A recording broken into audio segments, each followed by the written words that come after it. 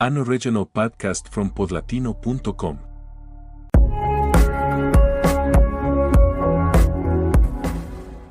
15 candles, a white dress, a crowded dance floor, a DJ calling the name of a beaming girl stepping into womanhood. The Quinceañera is in full swing and the price tag, over 15. Latino culture is full of beautiful, meaningful traditions. But behind the music, food and glittering decor, there's often a harsh reality: debt. From quinceañeras to weddings, baptisms to first communions, celebration culture can carry a heavy financial burden for many Latino families in the US. This episode, we're talking about how love, pride, and tradition sometimes come with a credit card statement, and how families can navigate the fine line between honoring culture and protecting their financial future. Let's begin with the numbers. The average cost of a quinceañera in the US ranges from $5,000 to $25,000. Costs similar to a small wedding. At catering, dresses, venue rentals, photographers, live music, and decorations, and the bill stacks up fast. For families already living paycheck to paycheck, it's a financial mountain.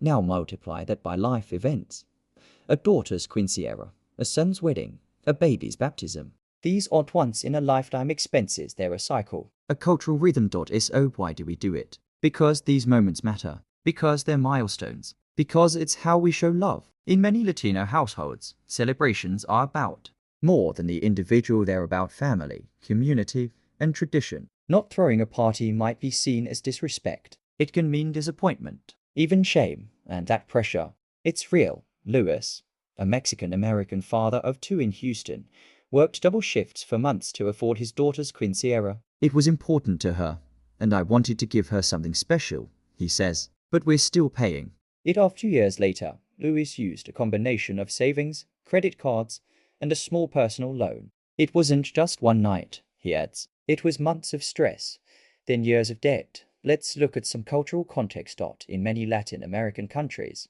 celebrations are large, collective, and symbolic. A wedding isn't just a union, it's a merging of families. A quinceañera isn't just a birthday, it's a rite of passage. The family's social standing, generosity, and sense of community often play into the size and scale of these events. In some regions, it's common for entire neighborhoods to attend. This mentality travels with immigrants. In the US, even when living in modest conditions, Latino families often prioritize large-scale celebrations. It becomes a way of asserting dignity, preserving tradition, and offering joy in the midst of economic struggle. But the financial implications are serious. A recent survey by the National Endowment for Financial Education found that 43% of Hispanic respondents have gone into debt for family celebrations. Many use high-interest credit cards or turn to payday lenders, risking long-term consequences. Missed payments, damaged credit scores, and reduced financial mobility follow. And it's not just the parents who feel it. Young people often internalize the stress. Some feel guilty for the money spent on them. Others grow up equating love with sacrifice, believing that big spending is how you show you care. That mindset can follow them into adulthood, perpetuating cycles of overspending, undersaving, and financial vulnerability. But there's a shift happening. Some Latino families are rewriting the script. We spoke to Rosa and Javier, a couple from Chicago's Little Village. For their daughter's quinceañera, they set a strict budget of $7,000. Instead of a banquet hall, they used a local community center. Instead of a full-service caterer, they cooked with relatives. Rosa even designed and sewed the dress herself. The result? A celebration full of meaning, love, and zero debt. We wanted her to feel special, Rosa explains. But we also wanted her to learn that memories don't need to come from money, they come from people. That message is growing louder on social media.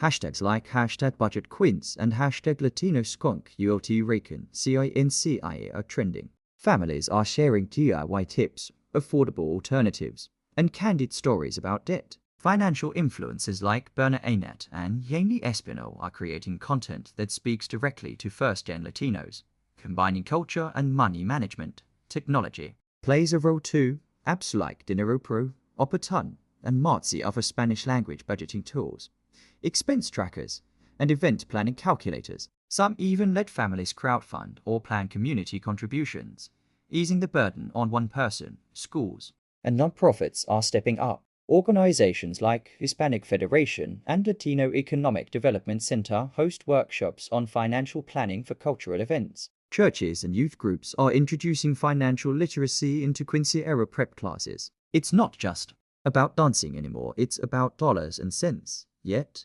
the emotional work remains. Shifting expectations within families isn't easy. Tias who expect formal invitations, cousins who expect an open bar, grandparents who want tradition como. And El Rancho, talking about money, especially saying no, can feel disrespectful. But open, honest conversations are essential. Latino families are strong because they're united. That unity can also be the solution. Setting goals as a family, creating a shared budget, prioritizing what really matters. Connection, joy, heritage, not how much you spend. And here's something powerful. Young Latinos are leading the way. Alicia, 17, from Phoenix, chose not to have a quinceañera.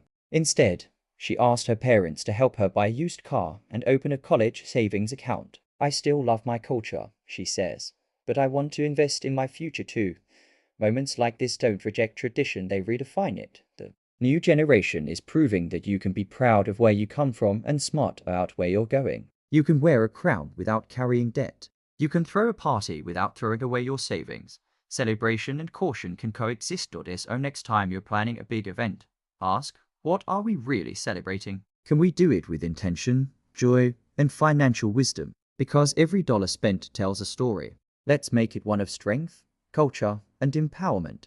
This is Money Talks, Latino Edition, the podcast where we honor our culture and protect our future one episode at a time. In our next episode, we talk about what it means to be the first in your family to make it financially and the pressure of being everyone's backup plan. Thanks for listening.